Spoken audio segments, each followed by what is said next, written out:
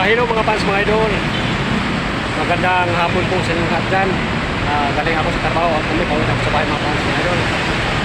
May nakita kong nagpalimos. Walang-wala akong pera ngayon. Mga fans, mga idol, medyo kapos.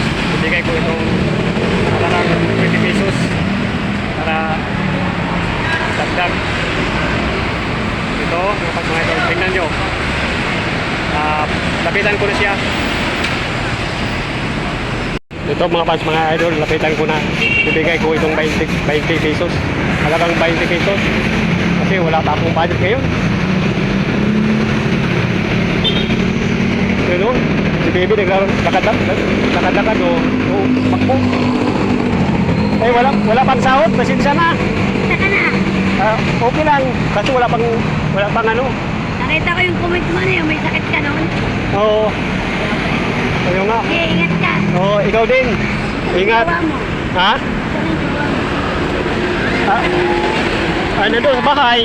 So, salamat din. Ingat ka. Oh, picture tayo para ano.